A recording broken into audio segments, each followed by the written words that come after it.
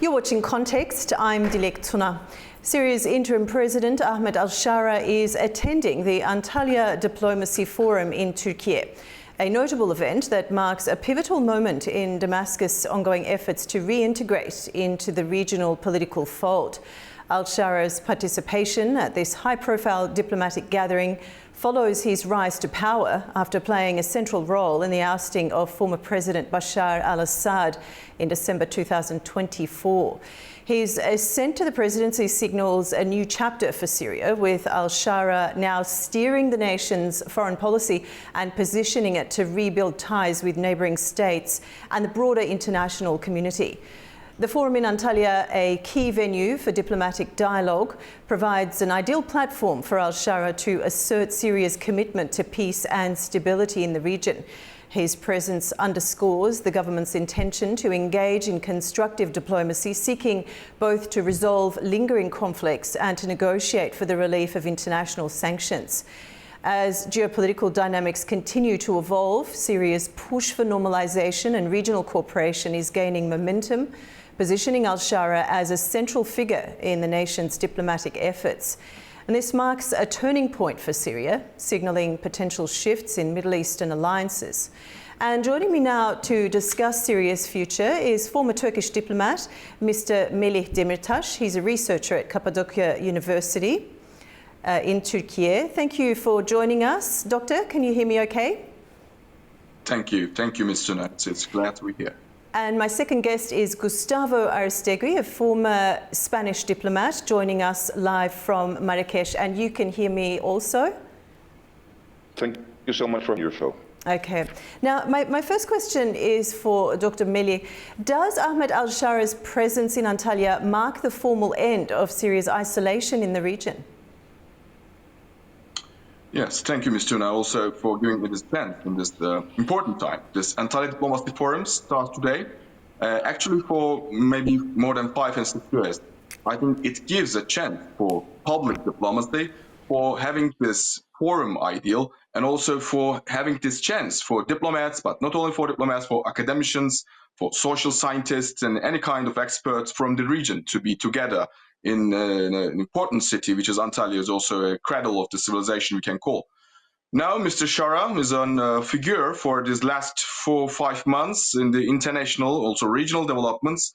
A remarkable figure it turns to be, because he had many relations, not only this platform, I mean in Antalya, but before that, I think he had already many important connections from Russia to Europe, of course, from Ankara to other countries, I mean in the region, in the Middle East. We can see that, yes, these isolations somehow comes to an end. Also, yes, we can see that the critical situation in the region still continues. Think about this Israeli situation. Think about Mr. American President, Mr. Trump's declarations, and any kind of developments now showing us that Mr. Sharaa needs such platform in diplomatic and in public diplomacy sense. And now also his presence in Antalya, we can say that will give an additional chance to think about that the region needs also more dialogue. Instead of course, conflict ideas, instead of some militaristic ideals, we can see that this diplomacy ideal, which is maybe much more reflected in Antalya for many years, I think will give chance to such figures, I mean, like Mr. Sharaa. Okay, all right, thanks for that, Dr. Melih. Now, I want to ask my second question to Mr. Aristegui. Now, our Turkish officials are making preparations for Syrian President al-Sharaa to meet with Iraqi officials on the sidelines of the Antalya Diplomacy Forum. What do you think the outcome of those talks will be? Well, I only hope for the best. I can only coincide with Dr. That it is an extremely delicate situation, that the region absolutely needs dialogue and peace. But this said, there are so many sources of instability, sources of conflict that need to be addressed also. And it's not just good feelings and good wishes that are going to get us out of the situation. There is a pushing aggressiveness from some regional powers. There is a terrible conflict still going on in Gaza. There is the permanent instability in Lebanon. splashes and dots of instability in Syria itself. There are communities that don't get along with the present government. There are, of course, the Kurdish camps in the border with Turkey that is something that needs to be addressed to the satisfaction of all the regional powers, including Turkey. There is a very permeable and very dangerous border between Syria and Iraq. And let's not forget that, of course, there is the intercommunal, not so peaceful coexistence, and that including the imminent efforts of destabilization from the part of Iran are present there. There's a recent intelligence report that has come out saying that this strange silence from the Iranian regime is in fact something that is only a trap, because it is a mirage. The Iranians are reaching out to different parts and different regions of the world. They are growingly influential in East Africa. They are influential in the Sahel. They are even having influence in countries that are in the Sunni majority Muslims of Nigeria. The Nigerian Muslim League has shown signs of very strong ties with the Revolutionary Guard and with presence of elements of the 380 brigade or group, or however you want to call it, the assassins of the regime. Let's call things by their name. There is the Houthi crisis that has been fueled by the Iranians, and I think that all of these things have to be addressed. I mean that the Antalya Forum is an extremely good platform for that to happen. Turkey is a fundamental actor in the region, not only as a super regional power with one of the most important armies in the world and in the region, but a country that is a member of NATO and that has had a very positive stabilizing effect in the past.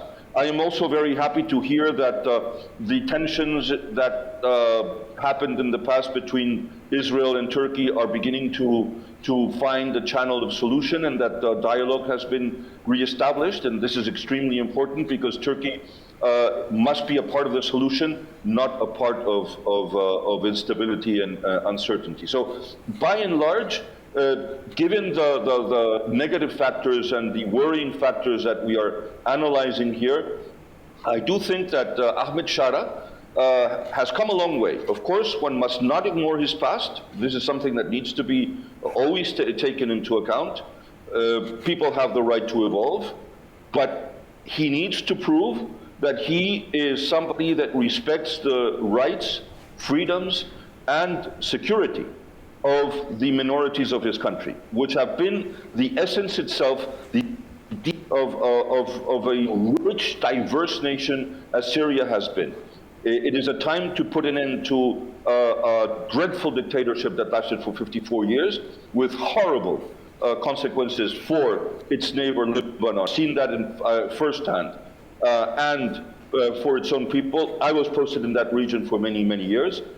And what I can tell you is that this is the time to show the world that he means business by protecting the minorities of his country. Okay, thank you, Mr. Aristogui, for your answer to that question. Now, I'd like to pose my third question to Dr. Melih. What does Syria hope to gain from re-engagement, sanctions relief, reconstruction aid, or political legitimacy? And do you think this Antalya Forum is going to be a place to accommodate for these things?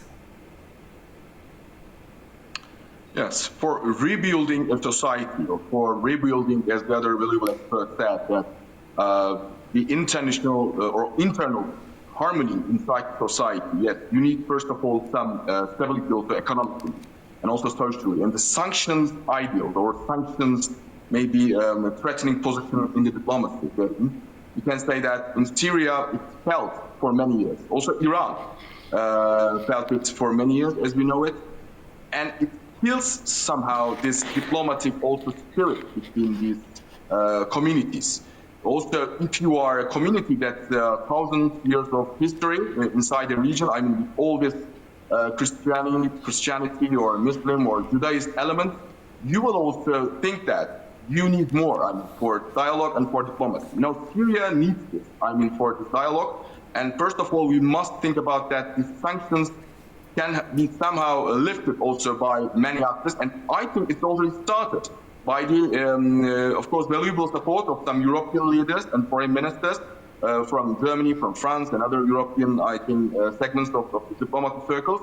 We can say that they already started to think about this, and they already also applied the lifting of the sanctions. And Mr. Sharaa, in his, I think, new cabinet, thinks about this, further dialogue also with the other actors inside this region. I mean, Ankara supports this ideal because we also know that this dictatorial understanding, also as the other experts said, that this Assad regime and also the other dictatorial understanding inside this region cannot nurture this idea of diplomacy. But the other thing also is that militaristic options, which maybe Israel always do not hesitate to use, especially in this last 1.5 years, is also not other option. So in order to hinder this understanding of this sanctions and also this militaristic or hard power ideal, which is maybe somehow always pronounced by Mr. Netanyahu, but also unfortunately Mr. Trump sometimes, this must be not on the table, especially in platforms like in Antalya or in other diplomatic circles. So Sharaa or Mr. Sharaa and his cabinet will prove, yes, that they can make an harmony inside their society, which has real historical sense inside thousands of years of legacy.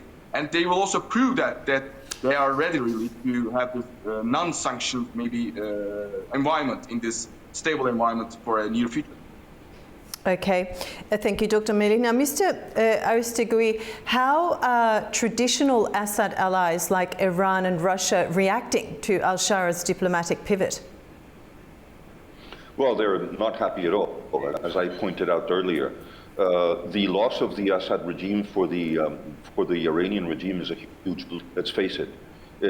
It was not only a proxy; it was a fundamental element for the policies and the strategy of the Iranian regime in the region.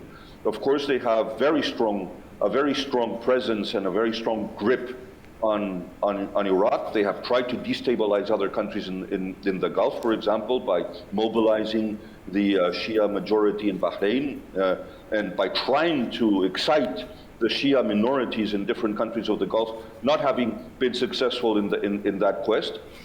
But let's remember that after 54 years of brutal oppression to everybody that wasn't an Alawite in Syria or wasn't an ally of the regime, was always a suspect of being a traitor to the leader, not to the country, because the regime was not Syria. The regime was the enemy of Syria, and this needs to be underlined. So the presence of the Iranians has not to be taken for granted. The silence, as I said earlier, is not a sign of peace. It's a sign of change of strategy, and they're doing it very skillfully. And right now, as I say, they're deploying their tentacles in different regions, and there's still presence of the regime, and these pockets of violence, resistance, and instability in Syria need to be addressed. But at the same time, President Ahmed Sharaa needs to show that he is really a leader of stature by addressing the presence of terrorist elements of Daesh and al-Qaeda that are in some parts of his country, especially when the United States has announced that the 2,000 special forces that are in southeast Syria are going to be withdrawn. So now it's up to them.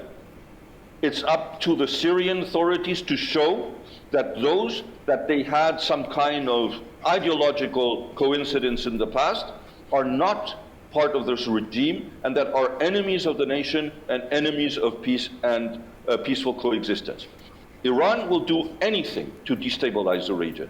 And this is why countries that are essential actors in the region, as I mentioned before, Turkey, Jordan, of course, is also an extremely important country in that part of the world with one of the best intelligence services in the region, is completely engaged in the peace process of the country. And then if we allow the Lebanese to regain the sovereignty, territorial integrity, and full independence of the nation by allowing President Yusuf Aoun and the government of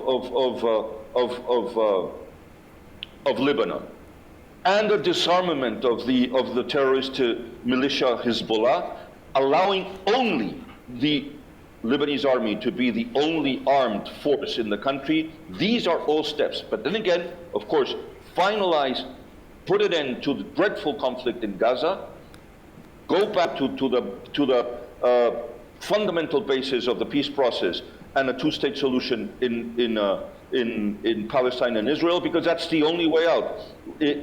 If we don't find peace in the Arab-Israeli conflict, it is going to irradiate instability and hatred in that part of the world forever. Okay. Now, Dr. Melih, in what ways could al-Sharaa's rise to power impact Syria's foreign policy and its relationships with neighbouring countries?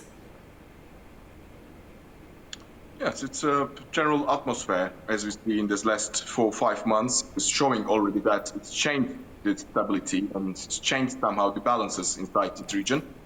It's changed stability because Israel's, as the other reliable diplomat said, that yes, Israel's attacks unfortunately did not stop, especially in this last 1 year. It always increased the tone. It always increased. Unfortunately, it is not militaristic anymore. It starts to be only one option to destroy some targets, but the targets are always inside these civilian areas, unfortunately. One day it's in a hospital, one day it's at school. And now, in such an environment, Syria starts to create also its own nationalistic, of course, cohesion. It's already in its nationalistic community once again, but it is not, of course, so easy. Because in one sense, in the southern side, we see that Israeli attacks. Also, Mr. Netanyahu and his ministers declaring that they can even enter the Syrian territory so easily whenever they want. They already created this buffer zone, till this Damascus line. But Turkey's line, I mean, this northern side, if we think that Syria from north to south is an important critical geographic country, we can see that Turkey also pushes to also having this stability ideal more and more. Even this Israeli attack did not stop. Even one day we cannot find this ceasefire. Think about this ceasefire can really have give a hope to many, many people, but now even we cannot think about that ceasefire can guarantee this stability in the region. But Turkey and its allies, maybe in the Arabic world, also in Eurasia, even some other actors like Russia, in some sense, I can also include the Iranian counterpart to this process, because if you can think that Iran can be a real force inside this region, yes, it is a real force of thousands of years, but somehow it's also maybe limit itself with the limited tone of voice, maybe in this process of just recreating the Syrian national identity once again under the presence of Mr. Sharaa and his new cabinet.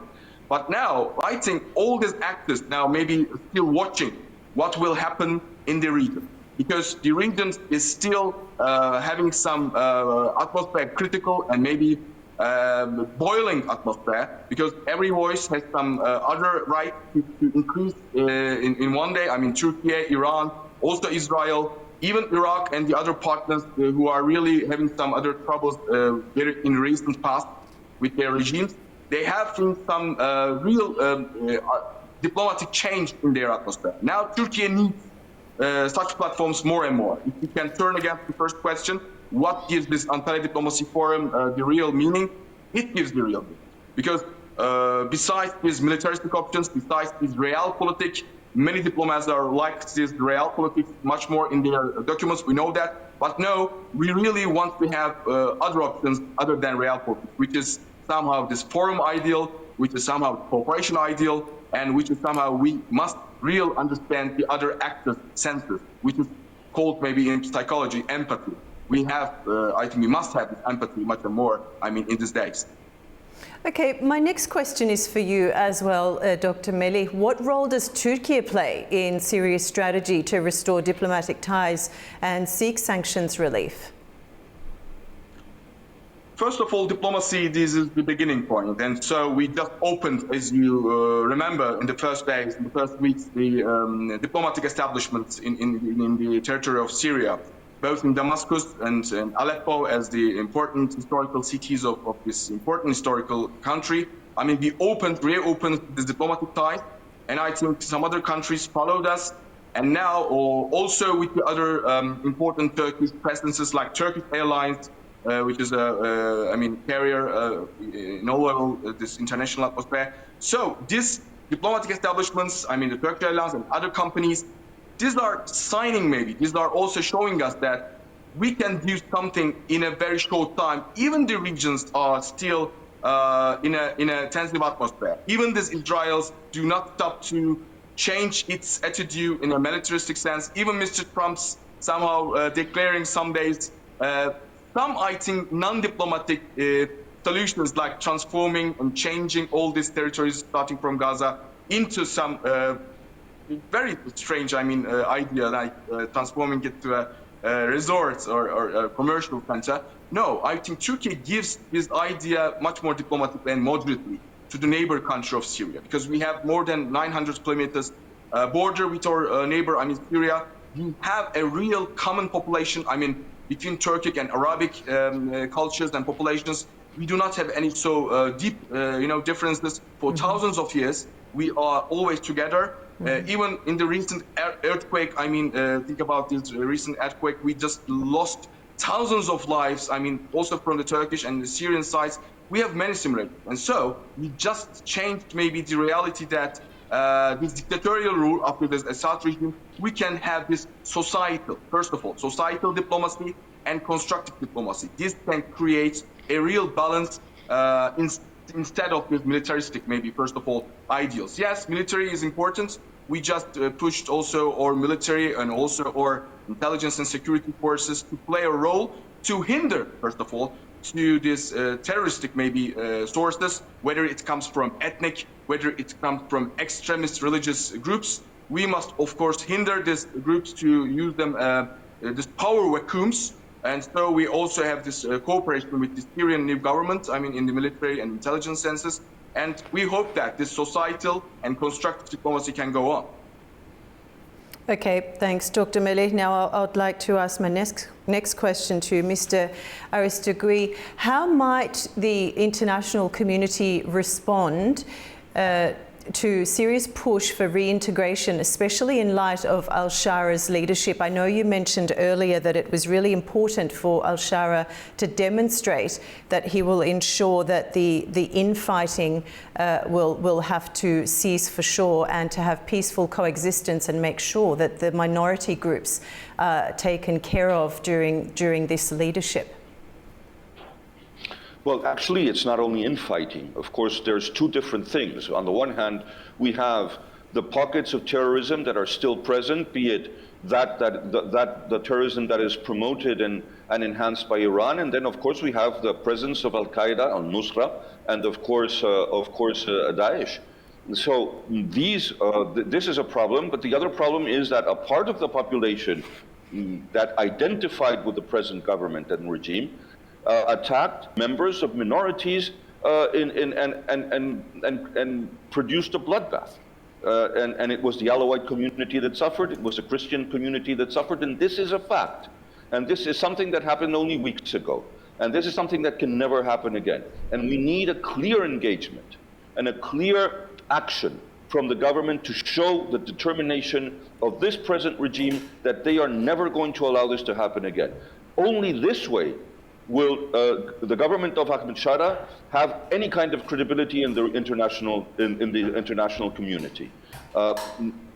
If ever any kind of community violence, and let's call it things by its name, if ever again any minority is persecuted by the present majority, this credibility is going to go up in flames. And the present government is not going to be able to reintegrate itself in the international community. The lifting of sanctions is not going to be possible, and the good government are not going to be convinced. This is about action, not just words. Okay, Dr. Melih, I'd like to ask you the same question, and please feel free to respond to Mr. Aristegui's comments as well. How might the international community respond to Syria's push for reintegration, especially in light of al-Sharaa's leadership? I think they already give some important positive signals. They're giving and they continue to give. Yes, Mr. Sharaa has a baggage. First of all, we must accept it after 2001, after this 9/11 events, because we must not forget, I think, this diplomatic history. We must not forget this international history. What is happening after 2001, after 9/11 events, it changed also all the balances in the post-Cold War era. And I think one of the important countries is Turkey. One of the important countries, of course, Syria, Iraq, Iran. All these regions are, again, maybe reshaped, maybe restructured by the maybe also hegemonic ideas of whether it's the United States, whether it's Russia, or even some other civilizations that can maybe have this voice inside the region, which is Middle East, which is also maybe the cradle, which has the source of this humanity, source of any kind of religion and any kind of sectarian or ethnic, identities you can find in this, I think, very narrow or a very small region, which is Middle East. So Mr. Sharaa knows this baggage. He had also some linkages. We already know that with some religious groups, with some religious partisan maybe or organizations in his past. But I think in his very small time, in his very short time after Bashar Assad's fall, he also maybe showed this reality that some things can change with the understanding of this internal cohesion. Yes, Christianity, Muslim, and Judaism, every part of the civilization has these remnants and has this important representatives inside Syria. Please do not forget of this more than 10,000 years of Syrian history. And Mr. Sharaa, I think, must know this. First of all, he must know this importance of area studies, and he must really have some important experts of this area studies in his cabinets. I think he has already, but also this international community will watch these developments very carefully. Already, as I said, from Moscow, it's an important center because please do not forget also Mr. Assad is also somewhere in Russia still, in Russian Federation. I don't know whether in Moscow or other some cities, but also even Moscow and also from Berlin, from other important capitals of Europe. These important signals is already, positive signals are already sent to Damascus, to this new regime. And Ankara supports that this diplomacy can work out. Even, I want to repeat that, even this Israeli attitude, even this some militaristic attitude is still continuing. I think Mr. Sharaa will do, I think, one of his best in these coming days. And even though his baggage and even though the militaristic conflictual environments going on, we must, I think, give chance to this new diplomatic atmosphere. Okay, Mr. Demirtas, thank you so much. And Mr. Aristogui, also thank you both for joining the program. It's been a pleasure talking to you. That brings us to the end of Context. Thanks for watching and see you next time.